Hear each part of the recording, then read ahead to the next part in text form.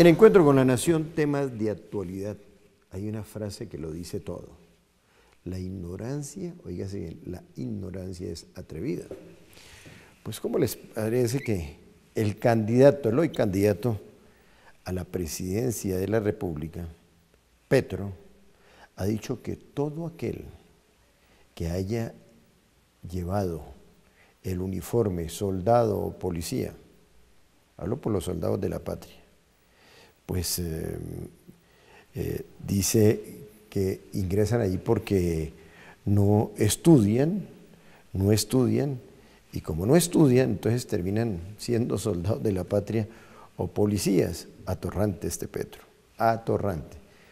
Ojalá él sepa qué significa atorrante, vaya y lo busque en las acerías de la Argentina y ahí encontrará el origen del término. Por otro lado, algo más agresivo, dijo que o son los que no estudian o son soldados de la patria. Cuando digo soldados de la patria, son oficiales, suboficiales, tenientes, capitanes, coroneles, generales, o ingresan a los grupos de narcotraficantes. La votó toda Petro. Odio, desprecio por los soldados de la patria. Claro, él no lo fue. Ahora, quiero decirles, en el M-19 hay gente brillantísima, supremamente brillante.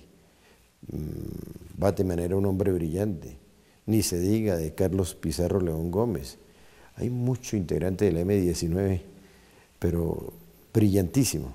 Pero hay individuos como este, que en una demagogia barata, pues quiere discriminar es el término, a todos aquellos que han sido soldados de la patria, imagínense, a los verdaderos patriotas. Este hombre debería ir a Cuba para que le expliquen en Cuba cuál es el significado de patriota, lo más grande que puede tener un país. Aquellos que defienden la patria, no aquellos que maltratan la patria como Petro. Y no va a decir que por ser guerrillero, porque Petro era un mensajerito dentro del M-19.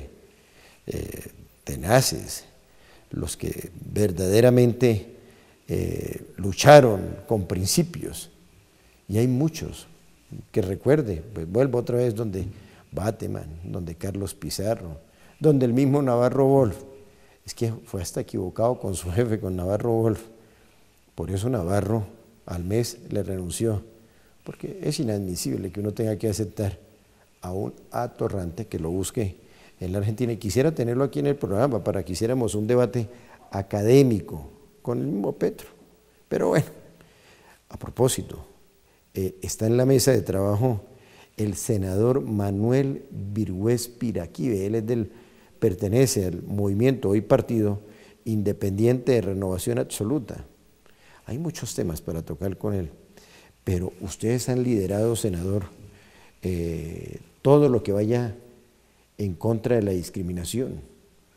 Decir que un candidato diga que los que hemos sido soldados de la patria somos lo peor, ¿eso no es discriminación? Neo, exactamente. Un saludo muy especial a todos los televidentes y muy complacido estar aquí en tu programa.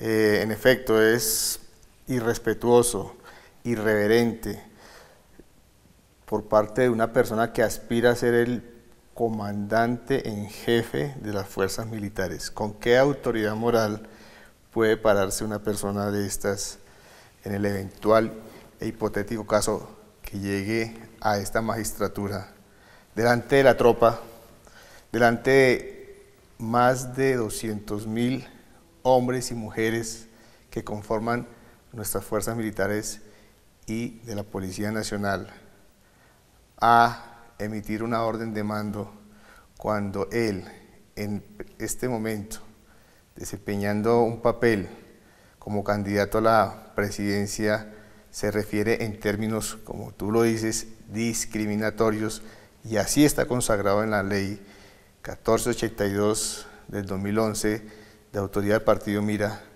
Son manifestaciones abiertamente que manifiestan precisamente esa discriminación. No es posible que diga que una persona que no ha estudiado, que no puede estudiar, termina o en las filas del narcotráfico, en las filas del Al-Bakrin, de las fuerzas irregulares, y las compara y las equipara de manera irrespetuosa en las filas de las fuerzas militares. De manera que esto merece un rechazo nacional. Me sumo a la manifestación escrita que ya la fuerza de la reserva activa, viva de las Fuerzas Armadas se ha pronunciado a través de sus diferentes organismos como ACORE, como el Cuerpo de Generales, toda la suboficialidad, la oficialidad que en este país portó dignamente el uniforme de la patria, que son nuestros héroes, han dicho que este candidato debe retractarse públicamente. Y así también lo vamos a pedir en el Senado de la República. Presentaré particularmente una proposición exigiendo que este candidato se retracte públicamente en estos términos que son, insisto, discriminatorios contra los hombres y mujeres de la fuerza pública. Y ojalá sea pronto y lo haga en este proceso. A propósito, ser soldado es el honor más grande aquí en Colombia, en Cuba, en Rusia, pues para este individuo que no sabe qué es eso, no sabe, simple demagogo.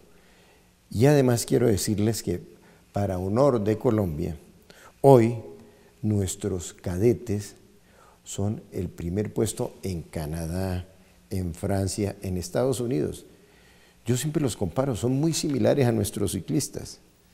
Ganarley Bernal Gómez, falta que diga ahora este individuo que todo el que es ciclista es un pobre individuo. No, son nuestros grandes embajadores, hay que respetar. Y qué bueno que pudiéramos tener un debate académico, con este personaje para darle una cátedra de lo que es el mundo, de lo que es nuestro país. Ya regresamos.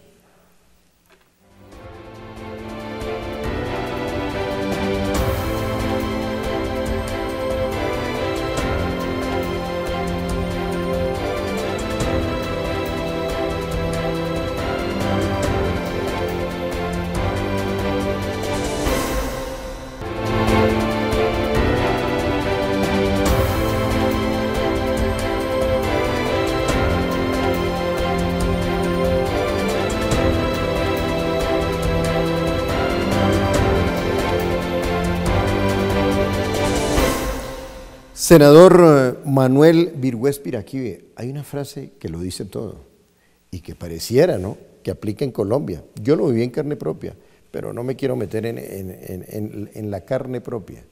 El que escruta elige. A los televidentes, nuestros amigos televidentes, para los 35 países donde llega este canal, quiero contarles que el senador Manuel Virgüés ganó hace 36, 40 meses su curul en Francalit, pero los computadores de la registraduría decidieron que no. Pues bueno, la justicia, dicen que la justicia tarde, pero llega. El honorable, porque me merece todo el respeto, el honorable Consejo de Estado ha decidido que le regresen, porque en las urnas ganaron, en Francalit, ganaron 3 curules al Senado. El Movimiento Independiente de Renovación Absoluta ganó 3 curules en el Senado. ¿Y cómo les parece increíble? Se la regresaron después de 3 años y medio, 3 años y medio. Cuénteme, senador, ¿y qué pasó? Bueno, es muy triste, Gerny. Resulta que 14 de marzo del 2014, exactamente, el partido Mira hizo su proceso de campaña. Nosotros somos un partido joven que tenemos muy bien identificada nuestra votación a nivel nacional e internacional. Tenemos preparados a nuestros testigos, más de 50.000 testigos tenemos nosotros preparados y educados para controlar y verificar y proteger nuestra votación. Pues bien, ese día a las 8 de la noche estábamos los 3 senadores y 3 representantes de la Cámara y una hora después, curiosamente, se desplomó la votación del Senado en 60.000 votos, lo que hizo que perdiéramos las 3 curules en el Senado. pues fue sorprendente para nosotros. Iniciamos el proceso de reclamaciones ante las comisiones escrutadoras, se hizo todo el proceso. Lamentablemente la misma registraduría y el mismo proceso es tosco, es cerrado y no permitió que en ese tiempo pudiéramos haber demostrado que teníamos la votación. Presentamos una mega demanda, ha sido de las demandas más grandes que se han presentado ante el Consejo de Estado. Tocó llevar literalmente los expedientes en una tractomula porque fueron más de 110.000 folios demostrando las diferentes modalidades de fraude que se realizaron en las pasadas elecciones del 2014 en todo el territorio nacional y fuera del territorio nacional. En efecto, el Consejo de Estado admite la demanda y ellos tardan 3 años y medio, que es pues lo que se está cuestionando de nuestro proceso judicial, y determinan que en efecto teníamos la razón. Demostraron por lo menos 4 modalidades de fraude en ese fallo de 700 páginas, un fallo de 700 páginas demostrando por lo menos las 4 modalidades. De tantas que presentamos, 4 fueron demostradas y son las siguientes. La primera que hubo, que en su momento se denunció, y fue la que tuvo que ver con unos marcadores que entregó la registraduría en su momento, unos marcadores que se borraban, que eran como indelebles y se marcaba y al momento se borraba y también manchaba.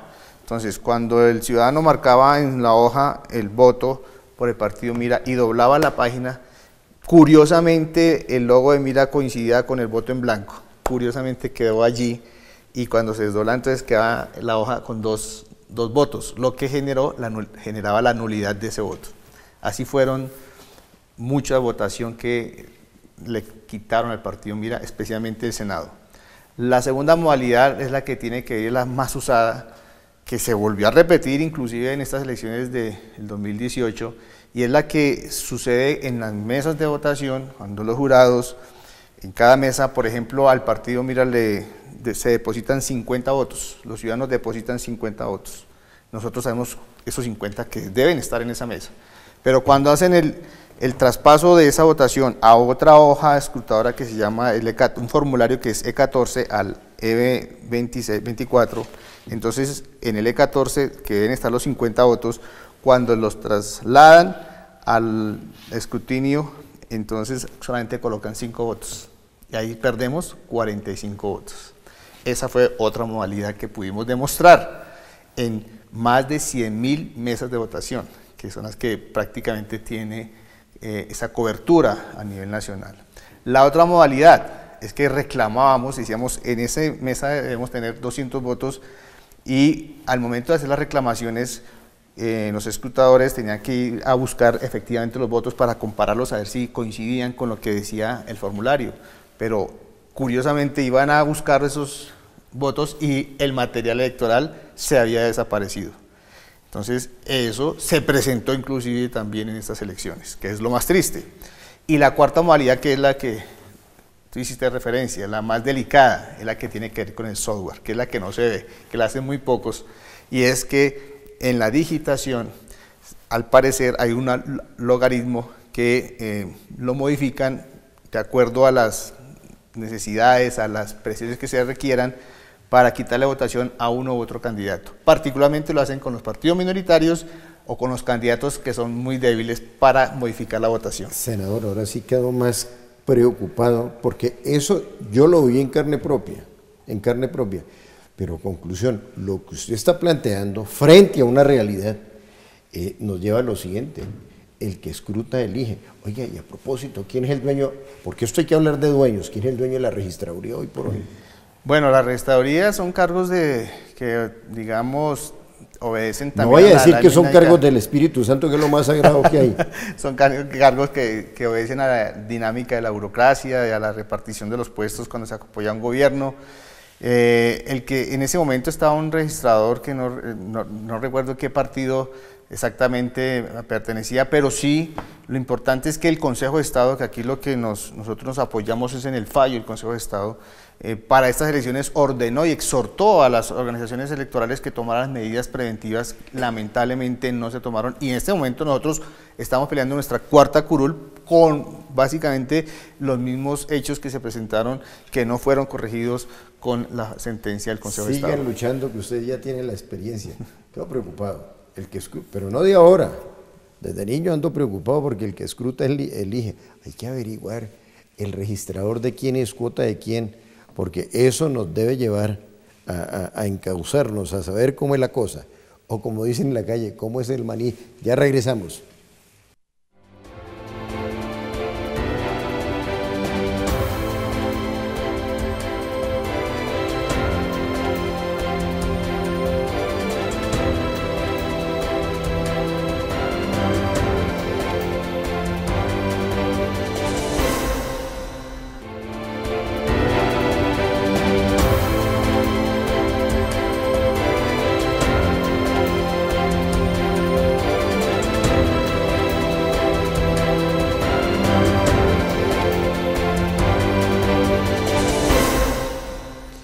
Senador Manuel Virgües, en esta recta rápidamente, el Movimiento Independiente de Renovación Absoluta ha sido uno de los que ha liderado la reforma electoral. ¿Por qué le explicamos? ¿Por qué no hacemos pedagogía? Porque este es un programa inminentemente académico. ¿Por qué no hacemos pedagogía? ¿En qué consiste esa reforma? ¿A quién va a beneficiar? Y por lógica, ¿a quién va a perjudicar? ¿A quién va a perjudicar mejor? No, precisamente, digamos, lo que ha planteado el partido Mira, después de esta experiencia que tuvimos, donde recuperamos las curules, renunciamos a la indemnización de más de 10.000 millones de pesos por causa de los perjuicios y los salarios dejados de recibir. Lo que hemos presentado, sabemos que presentar una reforma electoral es un tema político. Entonces, lo que presentamos al Congreso y ya radicamos el proyecto de ley en cabeza del senador Baena es una reforma del procedimiento electoral para que se subsanen y se corrijan estas prácticas fraudulentas que han quedado evidenciadas, que han quedado demostradas y que a todos nos conviene. En este proceso, más de 52 senadores nos acompañaron de todos los partidos políticos porque son conscientes que ellos también necesitan garantías electorales y que se respete el voto del ciudadano. Entonces vamos a pedir prácticamente una carrera electoral para que los funcionarios que están allí tengan conocimiento, tengan idoneidad, más ayuda tecnológica, por ejemplo, que cada mesa de votación tenga una cámara filmadora y una pantalla para que se vea en vivo la votación, ¿cierto?, que haya una auditoría del software, y eso se debe hacer por lo menos 3 meses antes, como nos dijeron los expertos, y debe ser una auditoría. ¿Eso para evitar que el que escruta elige? Exactamente, y para que todos conozcan, digamos, la fórmula, cómo es que se va a plantear, porque una calculadora, uno sabe que coloca aquí la calculadora y coloca 1 más 1 da 2. Pero adentro, la fórmula es la que... Pero en la registraduría 1 más 1 puede ser 11, exactamente. 111. O como en el caso de ustedes, 50 y le aparecieron 5. Y le aparecieron 5. Entonces, eso debe estar auditado y debe tener una veeduría, y cada partido debe tener, digamos, la fórmula, cómo es que se plantea eso para garantizarle a todos los partidos. Rápidamente, las reglas de juego son claras. No me va a decir que eso lo tiene que definir el Consejo, los magistrados del Consejo Electoral. No me vaya a salir con ese cuento. Las reglas de juego son claras. Si yo tengo un contrato con el Estado y aspiro y no he renunciado al mismo 1 año o 2 años antes. 1 año antes. 1 año antes, caso de Antanas. O en el otro caso de una dama, siempre apoyo a las damas, pero en este caso la cogieron infraganti, haciendo trampa allá en Barranquilla, creo. Sí.